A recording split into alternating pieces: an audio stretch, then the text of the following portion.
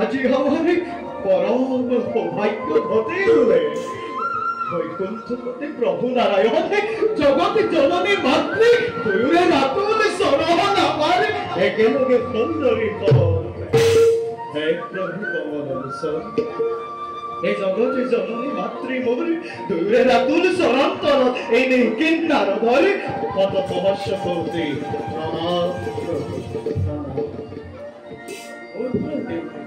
प्रभु এই বৈকুণ্ঠ ধামে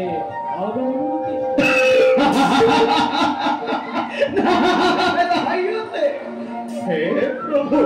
এই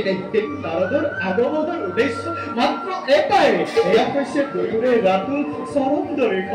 আর জানো প্রভু মই ভালদরে সমস্ত বিশ্ব জগততে তোমার অবিদিত নাই একত্রে ধূলি কদা হই প্রভু আমি মাত্র ধূলি কদা হই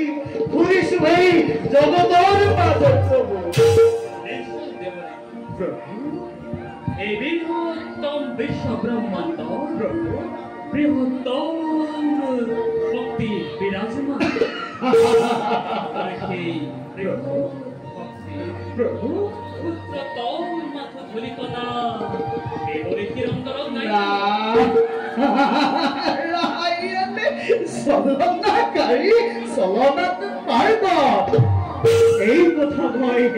আগেই জানিব লাগিছিল কিন্তু হে প্রভু এই বিশ্ব ব্ৰহ্মাণ্ডৰ ৰহস্য জ্ঞানৰ শক্তি নাই নিৰ্বিকাৰ কৰে গতিকে প্ৰভু ব্যক্ত কৰি মনৰ অভিলাষী দূৰ কৰক মোৰ সকলো সংশয়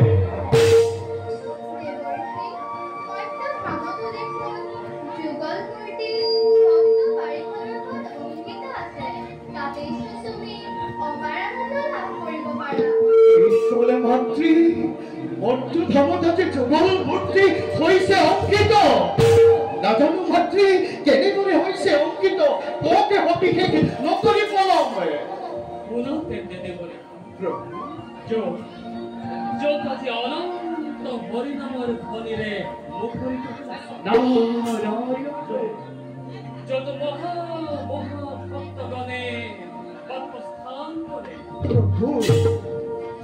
প্রভু যত আমার অবতার শ্রীরাম আর দেবী লক্ষ্মীর অঙ্কজাত সীতা দেবী করে অবস্থান প্রভু যত মহাভক্ত হনুমানে নিরন্তর হরি নামেরে মুখরিত করি থাকে সেই অযোধ্যা নগরী হইছে আমার এই দিব্য বৈকুণ্ঠপুরী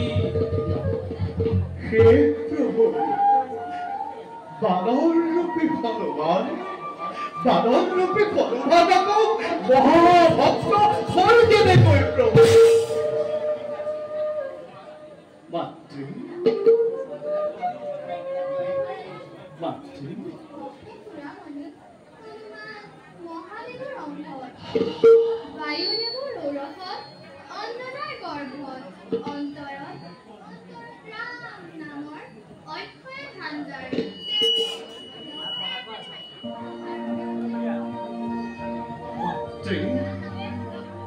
হনুমান তেন্তে ঘোৰ আজি মহান ভকতে আমিও তো জগতৰ মাঝে দুয়োজনে নাৰায়ণ আৰু লক্ষ্মীৰ যুগল মূৰ্তি ধাৰণ কৰি জগতৰ মাঝে ফুৰিছো হৰিৰ গুণান কীৰ্তন কৰি তেনেস্থলত মাতৃ সেই বামন ৰূপী হনুমান হল মহাভক্ত আৰু আমি তেন্তে মাতৃ হলো মহাভক্ত